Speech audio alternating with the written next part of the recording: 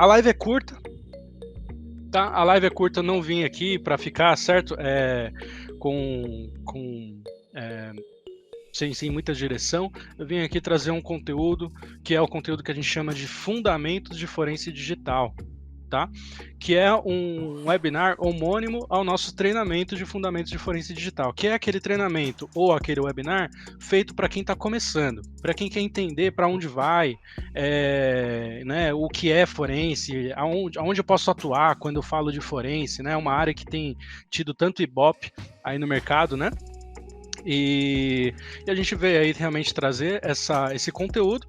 Eu vou fazer aqui um conteúdo e vamos abrir para as perguntas, para as questões, porque realmente, de repente, aquele ou aquela que está mais avançado, já sabe desse conteúdo que a gente está trazendo, mas tem um ponto, uma dúvida, uma questão ali da carreira, da área, uma dúvida técnica, às vezes, se tiver ao meu alcance, eu vou tentar responder a todas as perguntas. Beleza? Vamos nessa então, pessoal. Para quem não me conhece, meu nome é Renan Cavalheiro, eu sou o fundador aqui da Academia de Forense Digital. Tenho o prazer imenso de estar recebendo vocês aqui. Alguns eu já conheço, outros são alguns nomes novos ali para mim. E para todos a honra é muito grande e me sinto orgulhoso de estar à frente desse projeto, que é a Academia de Forense Digital, que vem popularizando e facilitando o acesso à computação forense, à segurança da informação, para aqueles a um valor mais próximo para a população, né? Coisa que na minha época, né, lá atrás, quando estava começando, era muito caro, né? E hoje, através da Academia de Forense Digital, a gente consegue colocar valores acessíveis, consegue publicar muito conteúdo aqui no YouTube mesmo, muito conteúdo gratuito. No nosso blog, pessoal, acessa lá academiadeforencedigital.com.br. Vai ter no menuzinho lá, blog, vocês vão ver a quantidade de artigos que a gente publica regularmente, tá? E um monte de artigo que será publicado ainda, todos gratuitos, para realmente auxiliar a área a se desenvolver no Brasil e auxiliar aqueles que se relacionam conosco a se desenvolverem nas suas respectivas carreiras. Beleza? Bom, então meu nome é Renan Cavalheiro, eu sou fundador aqui da Academia de Forense Digital, sou formado em análise e desenvolvimento de sistemas, pós-graduado em Cybersecurity pela Universidade Uniciv e, se Deus quiser, estou terminando em um MBA em Segurança da Informação, talvez ainda esse ano, não sei, tem que fazer os trabalhinhos finais lá após ter entregue o TCC, vou fazer a apresentação e se der tudo certo, na próxima live já vou ser duplamente pós-graduado, se Deus quiser. Eu tenho algumas certificações, tanto na área de forense quanto na área de pentest. Eu sou certificado em CASE, sou certificado CHFI, vou falar mais dela posteriormente, é uma das certificações mais importantes do mercado brasileiro para forense atualmente. Sou certificado ECH e CEH e também CETIA. Todas essas são da Ace Council. Da SANS eu sou certificado GCIH, da eLearn Security eu sou certificado EJPT e ECPPT, ambas focadas em pentest. E da Access Data eu sou ACI, que é uma certificaçãozinha básica para os produtos da Access Data ali, mas é bem bacana, inclusive eu vou falar dela para quem quiser começar na área, já anota aí, é uma boa dica, ACI. Né? A ACI é a nova certificação acessível da Access Data, tá? Tenho uma grande experiência aí no mercado de consultoria, onde eu sempre atuei, desde o início da minha carreira, na área de computação forense. Tá? Nunca, aliás, muito pouco como perito computacional na justiça, sempre atuei no ambiente corporativo como computação forense. A gente vai falar desses pontos em relação ao mercado de trabalho, né? Porque não tem só perícia judicial, só perícia criminal, tem outras áreas que dá para a gente trabalhar e buscar crescimento, progresso, certo?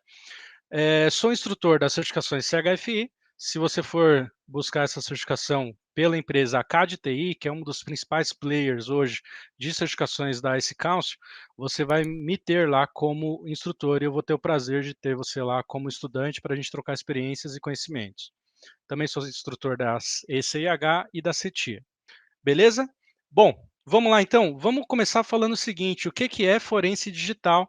E a ideia, um dos grandes pontos, um dos nossos grandes objetivos hoje é desmistificar e separar alguns termos que no Brasil, como a área está se popularizando muito rápido, alguns termos acabam se confundindo Então, eu vou tentar trazer aqui uma discussão, a minha opinião, às vezes, mas colocar em pauta, colocar na mesa alguns assuntos para a gente tentar entender melhor, né? Como, por exemplo, a computação forense é uma área da segurança da informação? O que que você acha?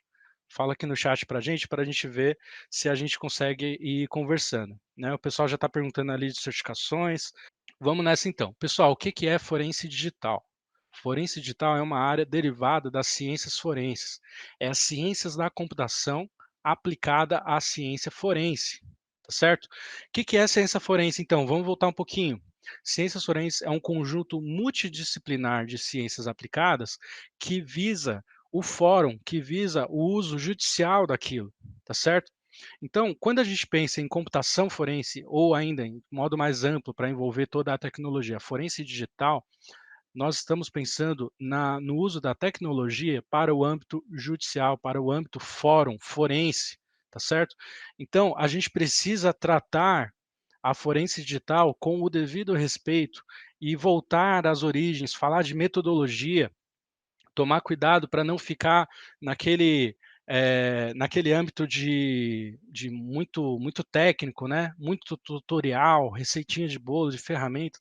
Tanto que hoje aqui a gente nem vai falar de ferramenta, vamos falar do que é, vamos falar de conceito, vamos falar de metodologia, referências técnicas, porque a forense digital é uma área derivada das ciências forenses, né? Ela é uma intersecção entre a ciência forense e a ciência da computação, e, portanto, exige a devida metodologia nos seus procedimentos para que aquele trabalho que você venha a fazer numa empresa, para uma determinada pessoa, num determinado caso, ele possa ser válido lá na frente no âmbito de um processo judicial, ok?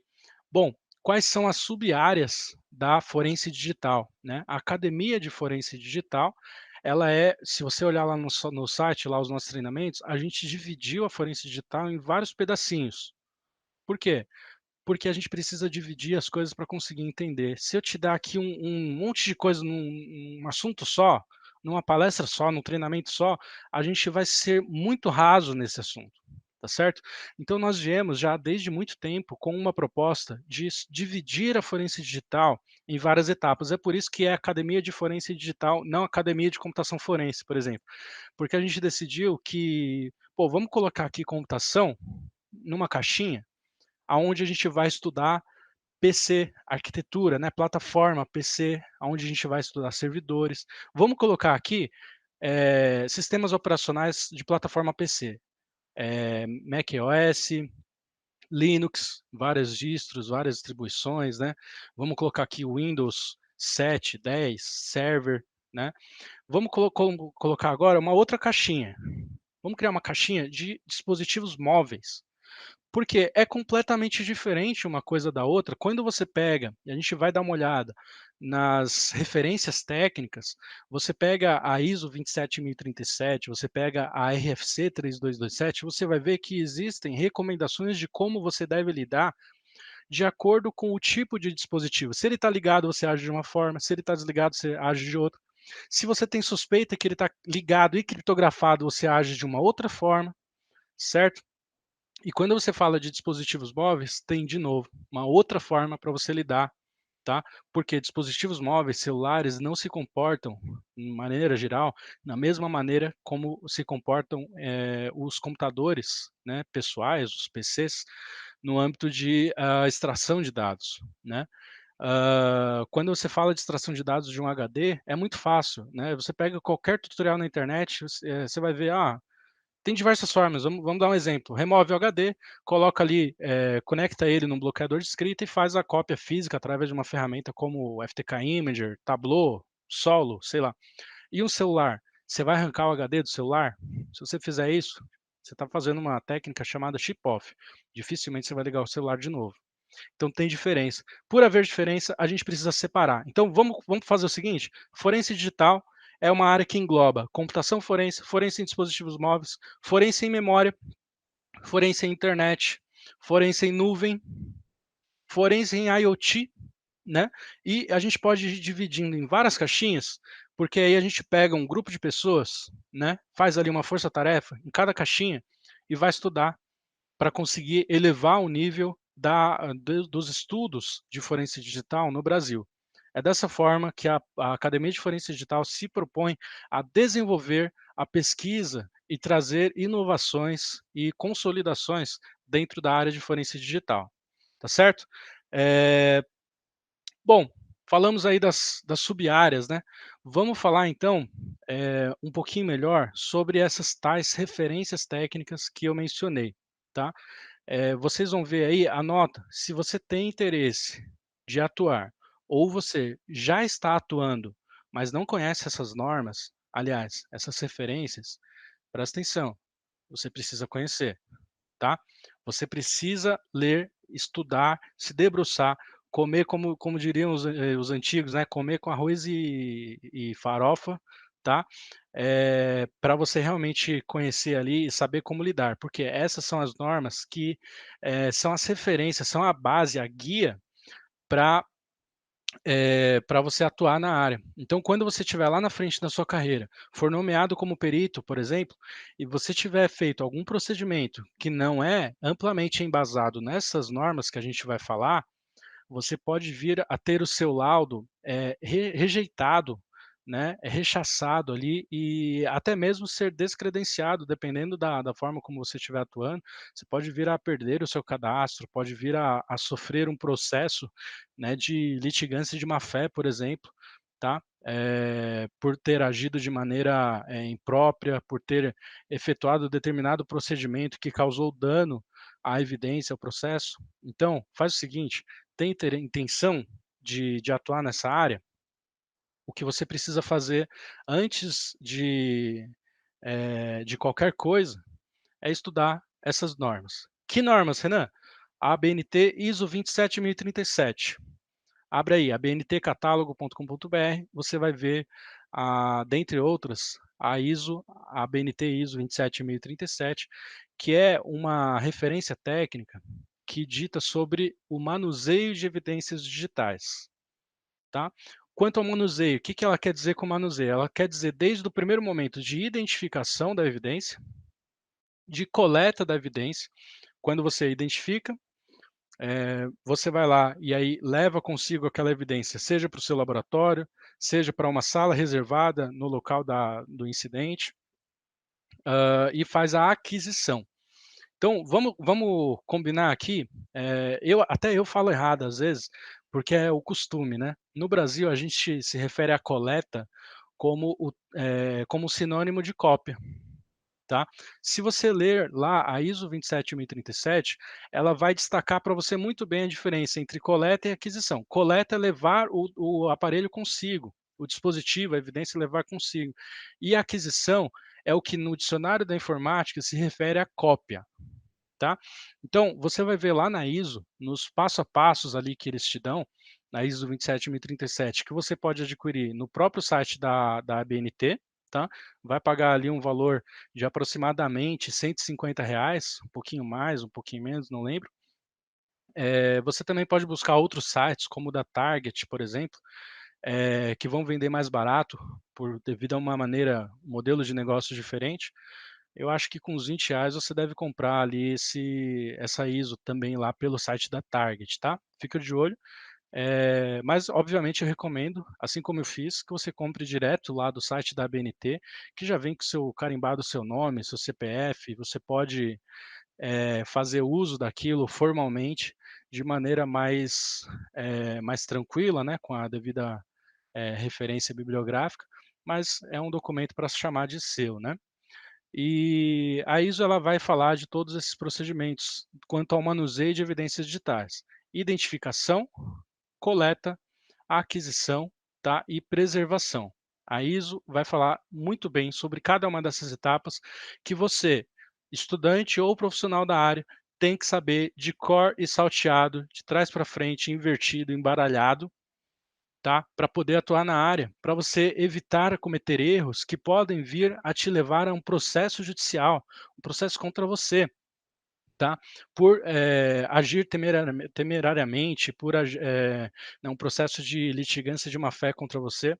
Se a gente ler lá o Código do Processo Civil, o artigo 465, vocês vão ver aí eh, toda a ação, né, toda a condução de uma perícia, desde o momento em que o juiz nomeia um perito, até todo o processo, tudo é baseado ali na lei do Código de Processo Civil. No artigo 465 em diante, você vai começar a ver ali a nomeação do perito, e na seção 2, artigo 79 e 80, você vai começar a ver sobre a litigância de má-fé, que se refere a, por exemplo, você alterar a verdade dos fatos. Eu estou colando aqui no próprio Código de Processo Civil, tá? Usar do processo para conseguir um objetivo ilegal, tá? Eh, Proceder de modo temerário em qualquer incidente ou ato do processo, e aí vai, né? Provocar incidente, interpuser recurso com intuito manifestamente proleratório, né? Ou seja, você agir de forma que vai causar prejuízo ao processo, à condução da justiça. Então é importante, né, a gente tem tomado cada vez mais a atitude de trazer a formalidade de volta à computação forense, à forense digital, a esse assunto que merece toda a seriedade. Você não pode ir para o mercado sem ter o devido embasamento metodológico. Então, leia a ISO 27037, se debruce, estude ela, que com certeza vai ser um excelente caminho. Tá? Nos nossos treinamentos, a gente passa um bom tempo discutindo cada parte dessas referências, para trocar experiências, trocar ideias, fazer estudos e interpretações do conteúdo. A RFC 3227 é muito parecida, tá? É já uma norma internacional lá do IETF, né? É o Internet Engineer Task Force, é um órgão estadunidense, né? Que não tem exatamente um uso direto no Brasil, como a ABNT 27037 terá, né? Mas ainda assim é um órgão extremamente respeitado internacionalmente. Então você pode, nos seus laudos, nos seus relatórios, utilizá-lo não só como fundamento metodológico, mas como referência técnica para a condução de todo o seu processo, ok? Existem vários documentos bacanas também, publicados pelo SWGDE, tá? Eh, os quais você vai ter ali até coisas bem modernas, como forense em drone, forense em IoT, ele já tem ali algumas referências, algumas considerações que você pode utilizar para os seus estudos, beleza? Bom, como é um laboratório de computação forense ou um laboratório de forense digital? Vamos falar um pouquinho disso. Um laboratório de forense digital tem que estar equipado de duas coisas: máquina e humanos, né, recursos humanos, tá certo? Então a gente fala muito de equipamento, mas e os recursos humanos? Que tipo de profissional eu devo ter na minha empresa, na minha equipe, para montar uma consultoria, para montar uma empresa de perícias, né? Como eu devo proceder nesse ponto? Então a gente tem em duas partes: recursos humanos e equipamentos. Fora a própria estrutura do laboratório, né? Que para isso vai ter ali algumas ISOs de referência, como a 9001 e a ISO 17005, que trata sobre como um laboratório deve ser, né. Essa é um tanto adaptada para poder se encaixar na forense digital, mas ainda assim é o que há, de referência, você pode dar uma olhadinha lá, ok? Bom, em termos de hardware, que tipos de equipamento a gente vai ter? Renan, eu tenho um i7 com 8 gigas de memória, posso fazer computação forense? Pode. Você eventualmente vai precisar de mais paciência do que um que tenha, sei lá, um Xeon de 64 gigas de memória para cada, sei lá, um Dual Xeon, 64 gigas de memória para cada processador, mas você consegue trabalhar devagarzinho, então talvez seja um bom start. Mas um laboratório, realmente, o ideal é que você tenha, 2 tipos de esquema. Ou você distribui em várias máquinas o seu processamento, então, cada máquina trabalha numa evidência, por exemplo, ou você tem uma máquina centralizada, onde seus profissionais farão acesso, e ela vai ter uma capacidade ali fenomenal para realmente aguentar toda essa carga de trabalho. Tá? Então, tem essas duas formas de trabalhar. Eu tive a oportunidade de trabalhar em empresas que tinham cada uma a sua abordagem. Já trabalhei em empresas que distribuíam ali 20 computadores. Em cada computador a gente processava 3 casos ao mesmo tempo, que eram computadores potentes.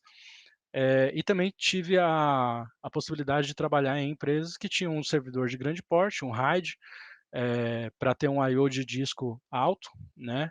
Cheguei a trabalhar em empresa que tinha RAID de SSD, né, então aumentava bastante a taxa de leitura e escrita. Hoje tem as unidades de armazenamento NVMe, né, que por si só já chegam a uma taxa de 3 GB e 500 megabytes de 3 GB e 500 bytes de taxa de leitura e escrita, né, uma taxa fenomenal. Então você vai precisar pensar nisso, né, uma máquina que tenha, uma boa leitura e escrita de disco, porque você lê aí, pega qualquer computador, qualquer evidência que você for coletar, você vai se deparar com a situação de um disco de 500 GB, é mais comum. Com frequência você vai ver discos de 1 tera até de 2 teras, que você vai ter que levar e vai processar em cima dela. Então você vai fazer uma leitura muito volumosa, né, e essa leitura vai exigir, né, que, dependendo do seu software, vai exigir muita escrita de arquivos temporários ali para processar e interpretar esse caso. Então você vai precisar também de um disco secundário, fora aonde você lê a evidência original, você vai precisar de unidades de armazenamento secundárias para armazenar os seus cases, armazenar o cache, né, de preferência o cache na unidade com maior processamento, ok? Em termos, falamos agora de computadores, né? Em termos de software, cara, você vai precisar de inúmeros tipos de software, mas o mais importante é você definir qual vai ser o seu software básico de processamento, a sua suíte, né? Então, no mercado temos aí para todo gosto, né? Dos, dos pagos e muito caros até os open sources e também muito bons. Eu vou dar mais foco no open source, obviamente. Nós temos aí o Autopsy, internacionalmente reconhecido, dá conta do recado tranquilamente. Ele é embasado no SleuthKit, desenvolvido pelo Brian Kern, que é um dos grandes nomes mundiais da forense digital. Então, com certeza ele dá conta, tá? Não é porque é gratuito, porque é open source que não vai dar conta do recado. Dá sim, tá certo? Temos aí o IPED brasileiro, né? Nosso, o Brazuca, Tupiniquim, né? O iPad aí é utilizado por muitas empresas que eu conheço, empresas de alta performance e dá conta tranquilamente do recado, ok? Dos softwares pagos, você pode correr aí para o Axiom, para o Incase, para o FTK, dentre outros aí, a Passware está com também, a Elconsoft tem alguns, Belcasoft, e aí vai depender mais do seu gosto e do seu objetivo. Mas é importante que você tenha pelo menos um software base para você trabalhar, aonde vai centralizar o seu processamento, as suas evidências, e aí ao longo da sua rotina de trabalho, você vai exportando os arquivos. Ah, esse arquivo aqui, esse software não trabalha. Sei lá, por exemplo, eu não gosto da forma como o Autopsy lida com registros do Windows. Então eu exporto esse registro e analiso ele por fora com duas ferramentas, pelo menos. Regripper, tá? Pelo menos, saiu a versão 3.0 recentemente, e o Registry Explorer do Eric Zimmerman, tá? Anota aí, se você curte testar ferramentas, anota aí que você vai gostar dessas duas ferramentas. O, o Registry Explorer é bacana, principalmente porque ele tem um formato que nos lembra o Regedit, todo mundo está acostumado, quem vem de uma profissão de manutenção de computadores, como 90% dos profissionais de TI vieram, vai gostar dele do Registry Explorer, porque ele lembra muito o Regedit. E outra, ele te fala, ele monta chaves deletadas, e dois, ele consegue te falar a data de modificação dessa chave. Então te dá uma luz, te dá um metadado, te dá uma referência cronológica de quando esse registro foi alterado, aquela chave em específico, assim você pode fortalecer a sua análise do seu caso, ok? Mas também não queria me aprofundar tanto. É, Bom, vamos sair então aí da parte de computador, onde você tem que ter esse software base e outros N softwares para te auxiliar nesse processo, como eu comentei, o Registry Explorer e o Regripper, dentre dezenas de outros, tá? Você vai precisar de pelo menos um kit, uma maleta de prontidão, para ir e sair para uma diligência, para uma coleta, né? Então, seja equipamentos físicos, sejam softwares, inclusive open source, você precisa de algum meio para realizar a coleta de discos, unidades de armazenamento, HDD, SSD, etc., e celulares, tá certo? Para coleta de discos, temos alguns muito famosos aí, como o Tableau, o Solo, né, os equipamentos da da Solo, do Tableau, né, o FR100 da empresa Flash Memory, né, o FR100 está mais para um bloqueador de escrita, mas ele faz clone também. A empresa Flash Memory está aí com uma boa representação nacional, pode te ajudar com isso. Mas isso é mais para quem está realmente ali querendo levar aquelas maletas, né, bonitas, né, para uma coleta, para saltar os olhos à vista do cliente e tal. A coleta de disco a gente pode fazer com software open source. Então, por exemplo, se você tem um pouquinho, coisa básica de conhecimento em Linux, você já vai saber que você consegue inicializar um computador por uma distro Linux Live, né? Bootar um computador, a gente fala, né? No português aí, ó, no inglês aportuguesado, né? E a melhor distro que eu te recomendaria para fazer isso, na minha humilde opinião, é o Paladin. O Paladin é maravilhoso, porque ele tem uma interface gráfica que consegue gerar logs dos seus procedimentos, logs bem completos.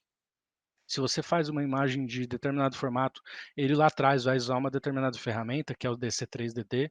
Se você faz em outro formato, ele vai usar o EWF Aquire, que são ferramentas que exigiriam uma linha de comando mais avançada, um pouquinho, um mínimo de familiaridade com linha de comando, mas ele faz tudo isso com interface gráfica, tá?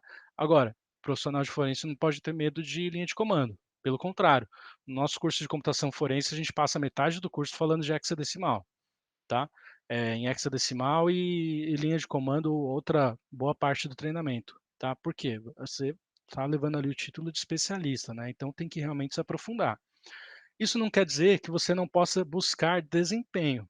A interface gráfica muitas vezes facilita o desempenho e evita o erro humano. Se você errar, por exemplo, a entrada e a saída do comando, tá? A família DD, né? DD, DCFLDD, DC3DD, eles fazem a coleta, né? Coleta, né? A cópia com um comando input e output, né? IF igual disco de entrada, partição de entrada, etc. E OF igual o endereço de saída do arquivo. E aí, se você errar essa ordem, você sobrescreve a evidência. E sobrescrever uma evidência para um perito, para um profissional de forense, é equivalente a você, sei lá, o que tem de pior de cada profissão, sabe? É o policial confundir a vítima com o bandido, por exemplo, né? Enfim, sei lá, o pior de cada profissão. Na nossa profissão é isso, é sobrescrever a evidência, de longe. Certo? Bom, que mais que a gente tem aí num laboratório? Bloqueadores de escrita também podem ser software, tá? Eu indico aí o Incase, a versão Acquisition, é uma versão free, mas você tem outros. E também, se você preferir, você pode adquirir bloqueadores de escrita. Eu tenho aqui, por exemplo, a FR100. Deixa eu mostrar para vocês. Eu tenho aqui esse camarada aqui, ó, FR100. Eu coloco aqui no Source o disco de origem. Esse disco fica bloqueado e eu posso acessar esse disco via USB, ó, conecto esse USB no meu notebook, e aí eu faço o bloqueio de escrita do dispositivo de origem. Isso evita que, aliás, isso impossibilita, nem que eu queira, eu não consigo fazer alterações no disco de origem. Então eu preservo a evidência, tá? Falamos de duplicadores, bloqueadores de escrita, documentos de cadeia de custódia, você vai precisar documentos auxiliares para ficar de acordo com as ISOs, com a RFC, você vai precisar de documentação auxiliar que possa fazer alguns registros da coleta, alguns registros durante o processamento, que às vezes não cabe ou não cai bem deixar na cadeia de custódia, tá? Enquanto a equipe, cara, o legal é que seja uma equipe que saiba o que está fazendo, né? Uma equipe multidisciplinar, uma equipe que tenha um especialista é, de mobile, um especialista de computação, um cara mais de Mac, sabe aquele seu amigo Mac maníaco, Apple maníaco, né? Pô, pode ser que seja um bom cara para se especializar em Apple, que é uma empresa que causa muitos desafios aí, traz muitos desafios para a forense digital, ok? É, bom, Falamos aí então de como é um laboratório, falamos das principais referências, falamos das sub-áreas. Vamos falar do mercado de trabalho? E aí eu vou dar uma acelerada aqui para conseguir responder o pessoal, porque eu demoro muito nas minhas respostas, então precisar de 5 minutos para cada uma. Mas o pessoal pode mandar as dúvidas aí, tá? Que o Lucas está anotando, está me passando aqui no WhatsApp. Já tem aqui ó, o Leandro, o Jorge, o Assis, o Bruno Girotti, várias perguntas anotadas aqui. Mercado de trabalho. Qual o mercado de trabalho para forense digital? Bom, a gente pode dividir aí em pelo menos 3 esferas: a perícia, a assistência técnica e a consultoria.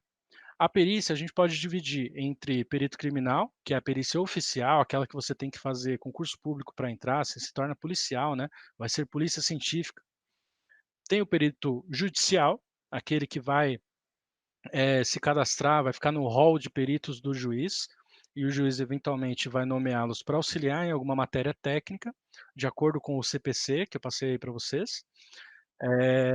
Teremos também os peritos ad hoc ou ad hoc, que são nomeados por delegados. Também é uma excelente maneira de você auxiliar a justiça, auxiliar o Estado e começar a trabalhar, tá? É você começar atuando como perito ad hoc, te dá já alguma experiência. E temos o assistente técnico, que vai ser conhecido como o perito da parte. É aquele cara que vai ficar de olho no lado pericial, vai ficar de olho no procedimento, no comportamento do perito do juiz, para ver se ele não está fazendo nada de errado, sabe? Para ver se ele está seguindo a ISO. Porque se ele der uma falha ali no processo, na cadeia de custódia, o assistente técnico, ele junto do advogado da parte, ele pode chegar a destituir esse perito do seu cargo, tá? E um erro na cadeia de custódia pode simplesmente levar a uma reversão completa do resultado do caso, tá? Então, assistente técnico, eles ajudam a fazer a balança funcionar, a balança da justiça, né? Ajudam a fazê-la funcionar. Temos o que eu chamo, pessoalmente eu chamo de consultoria. Tem muito profissional que chama de perícia particular. Não está errado, mas não está prevista aí efetivamente aí esse nome, não tem, aí é mais uma questão de jeito de chamar. O fato é que tanto a perícia particular, entre aspas, ou a consultoria, ela ocorre antes de um processo acontecer, tá? São esses caras que vão auxiliar, por exemplo, uma empresa a fazer uma investigação do seu concorrente, dos seus sócios, dos seus funcionários. É onde eu mais atuo, na parte corporativa. Mas ainda assim, esse cara ele precisa levar os seus procedimentos de maneira extremamente metodológica, de acordo com as referências técnicas e a legislação vigente, para que aquele trabalho que ele faça possa lá na frente ser utilizado como evidência. Tá? Então, por mais que você, de repente, na sua empresa, se depare com uma situação que você precisa investigar um funcionário, você precisa agir com cautela, metodologia e procedimento para que você evite de fazer aquele trabalho e perder a evidência, perder a validade daquela evidência. Por exemplo, causar alterações no disco, no computador, no celular, e lá na frente o perito não vai conseguir validar o seu trabalho, refazendo os seus procedimentos, porque você falhou, né, na forma de agir com aquele trabalho. Então toma cuidado, é importante, mesmo no âmbito corporativo, que é onde eu atuo, você estudar bastante para evitar causar prejuízo a um processo, tá? Bom, falei que ia comentar diferença entre segurança da informação e forense computacional. A forense digital, ela está dentro da segurança da informação? O que, que vocês acham? Então, eu vou pedir para o pessoal comentar aí no chat. O que, que você acha? Computação forense é uma área da segurança da informação ou não? Eu vou dar minha opinião, mas aí vocês dizem aí de vocês.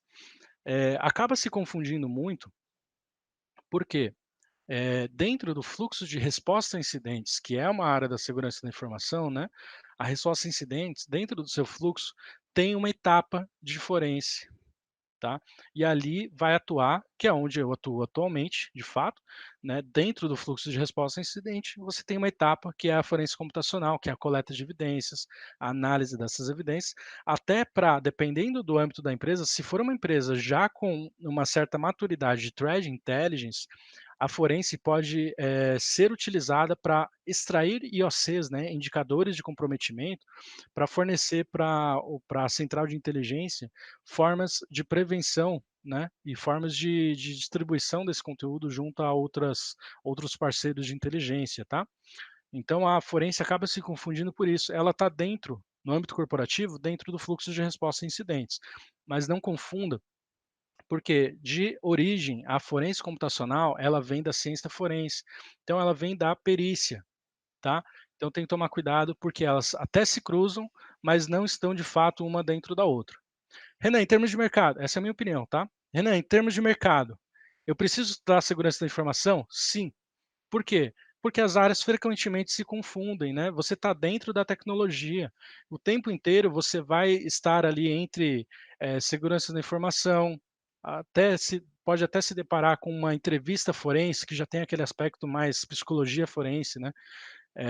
Análise de comportamento, análise de microexpressões, dependendo do caso. Você pode vir a se deparar com essas para responder algumas dúvidas, que eu tenho certeza que tem uma dúvida sobre certificações. O Leandro perguntou ali, quais certificações eu devo tirar para a área de segurança? Então vamos separar as coisas, né? Para a área de segurança, quem vai atuar mesmo com segurança da informação tem um vasto mundo aí de certificações que pode tirar.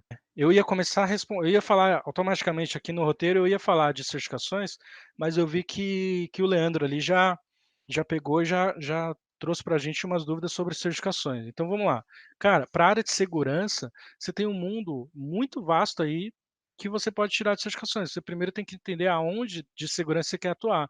Você tem a parte de processos, né, que você pode seguir. Você tem a parte de segurança ofensiva, que eu entendo um pouquinho mais, onde você vai poder tirar certificações do tipo CH, OSCP, ou como as que eu tenho ali, a IJPT, CPPT.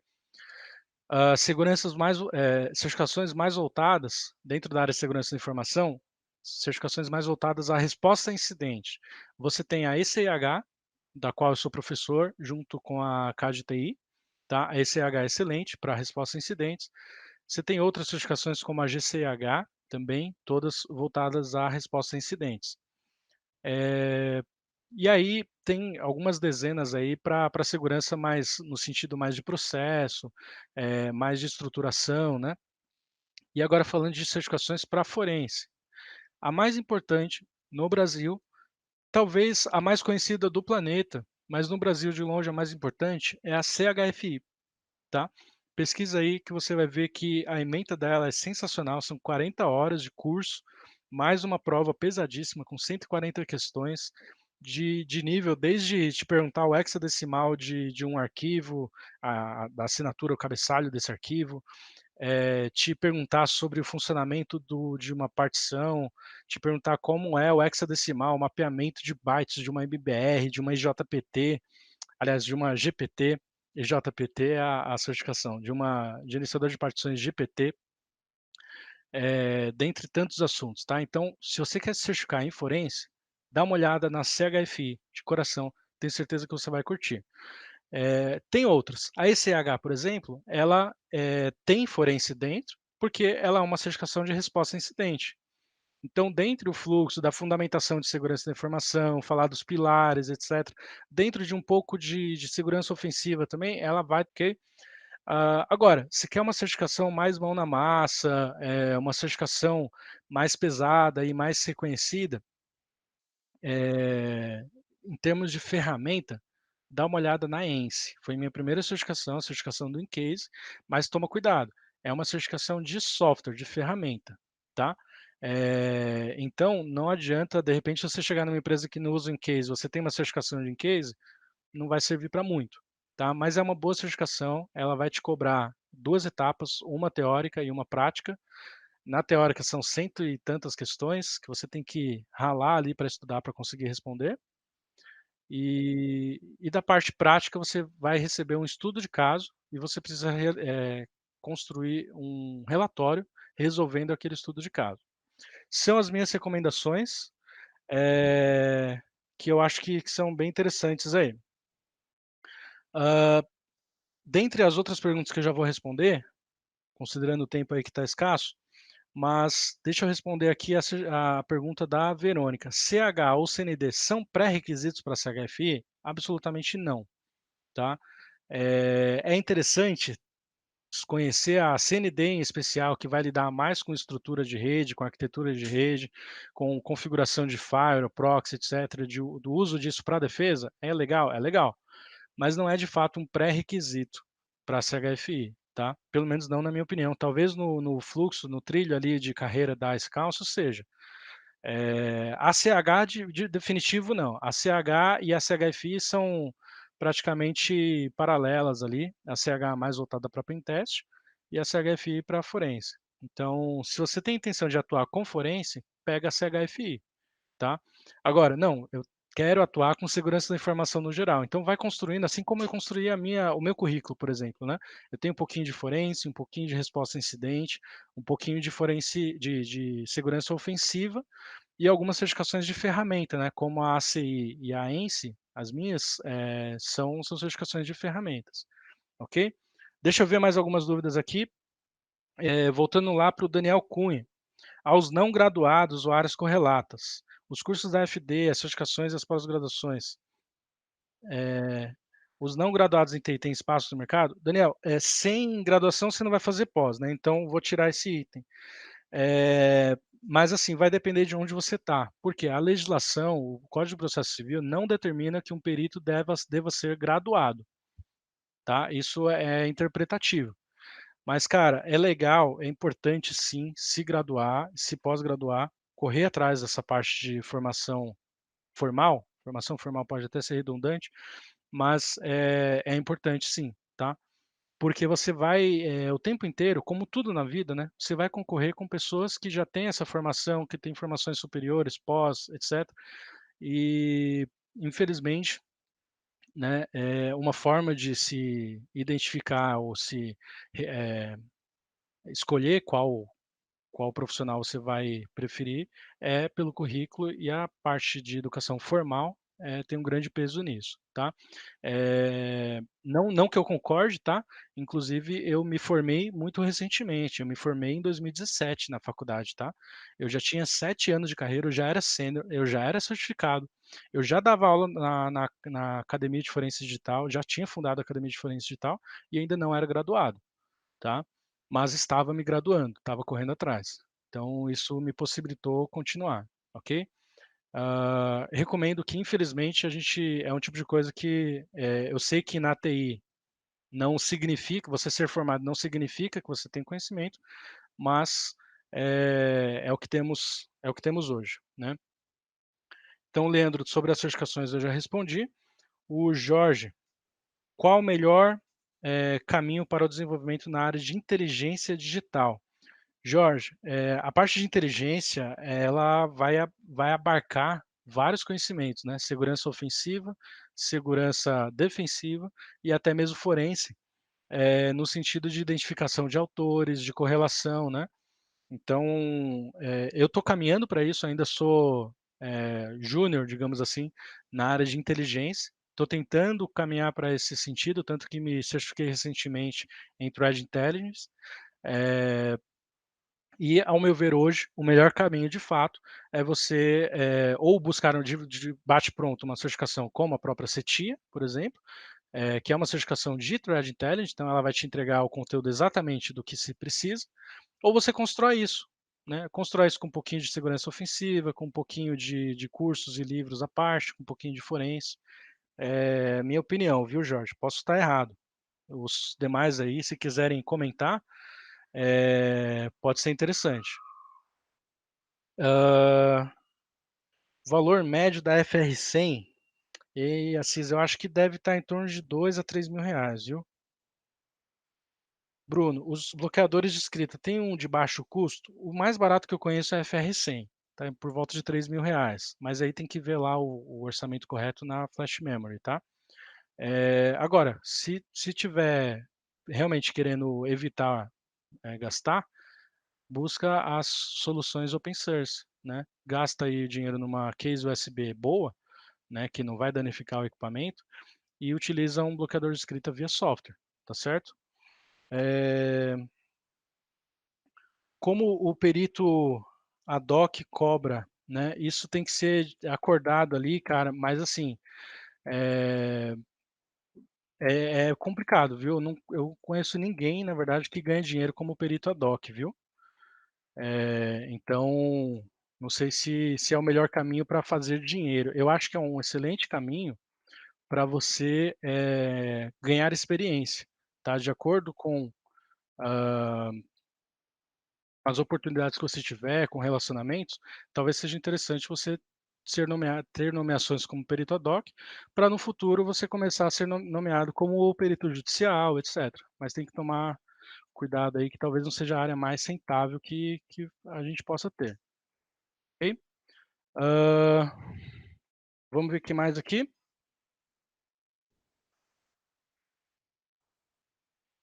É, o open source é o que salva, com certeza, a gente tem que se virar. O Felipe Rinaldi está comentando ali, sim, o perito oficial, o perito concursado, ele tem que ser graduado, tá. Esse daí eu nem entro muito no mérito, porque é né, ele vai ser assalariado, ele vai receber ali do estado diretamente, né, então não tem muito o que discutir. O perito oficial. Agora, aquilo que mais está aí para a gente, né, o ad hoc, o perito judicial, os assistentes técnicos, essas coisas, ele não tem essa exigência legal de formação. Então, é uma possibilidade para quem não é formado, só que assim, você vai entrar numa concorrência, né, então é interessante sim a formação, e além de tudo, né, o perito, ele é um especialista. Então você tem que conseguir comprovar que você é especialista naquele assunto através dos seus certificados e garantir os seus certificados com a sua atuação, de maneira intocável, né, incorrigível, ok?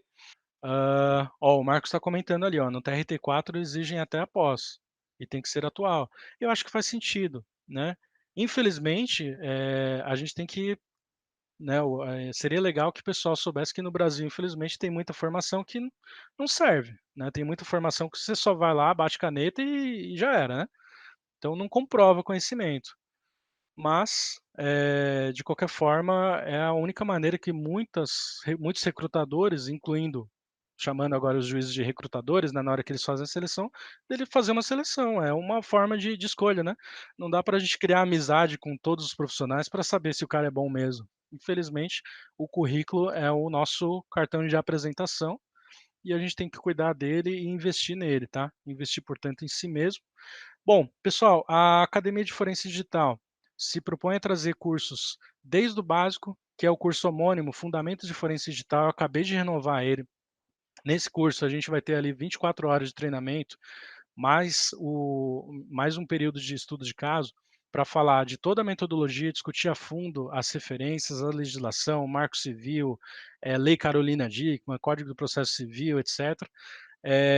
Trazer toda essa parte de equipamentos, certificações e focar ali, cara, como que eu faço uma computação forense, como que eu vou trabalhar com o celular, como que eu trabalho com memória. A gente traz um basicão de tudo para você poder se jogar no mercado. Depois você vem se especializando com a gente tem curso de computação forense, que é especializado na plataforma PC, curso de forense em memória, só forense em dados voláteis. O que que eu faço quando eu me deparo com uma máquina ligada? Que eu tiro dela? Eu fotografo, eu faço dump de memória, eu pego os processos, eu desligo, eu tiro da tomada, eu tiro o cabo tiro o plug, eu tiro a bateria, o que que eu faço? Então a gente fala tudo isso no curso de forense em memória. Temos o nosso curso de Ascint, está acontecendo inclusive agora, em paralelo à live. Curso de forense em dispositivos móveis avançada, Chip Off, com o professor Jorge Figueiredo, do Ministério Público lá de Natal, é maravilhoso. Estamos investindo muito, estamos trazendo esse treinamento aí que seremos aí uma das primeiras empresas a realmente fazer esse treinamento de maneira mais popular, tá? Vai ser sensacional. Temos treinamento de perícia judicial e assistência técnica com o professor Leandro Morales e Marcelo Nadi, que são peritos de profissão. Esse curso, inclusive, você tem um estudo de caso onde você vai entregar no final do curso um laudo pericial, e se seu laudo pericial não estiver bom, eles vão te reprovar e você vai ter que melhorar o seu laudo até que você passa, até que eles percebem que você está pronto para ir para receber uma nomeação, né? E inclusive nesse curso eles ensinam passo a passo como ser nomeado, como se portar quando for nomeado, como proceder, né? Quanto dá para faturar, quanto não dá, tá certo? e, enfim, vem com a gente. Estamos aí renovando o nosso portfólio de cursos e vamos longe, tá? O nosso certificado já vale muito no mercado, já tem um grande reconhecimento e vai valer cada vez mais, pode ter certeza. Beleza? Vamos nessa então, pessoal? Espero ter acrescido de alguma forma aqui para vocês e vamos fazer mais lives juntos. Espero que a gente se veja mais vezes. Beleza? Valeu, pessoal. Uma boa noite a todos. Até mais. Conheça os conteúdos disponíveis no canal da Academia de Forense Digital. Temos conteúdo sobre privacidade, webinars, entrevistas completas com dose de inspiração, superação e muito aprendizado. E se você tem interesse em se tornar um perito de forense digital, então eu lhe convido para conhecer os treinamentos disponíveis no site da Academia de Forense Digital. Lá você vai encontrar treinamentos sobre forense memória, fundamentos de forense digital, computação forense, forense em dispositivos móveis e muitos outros. Acesse academiadeforencedigital.com.br e escolha o treinamento ideal para você investir em sua carreira. Bons estudos!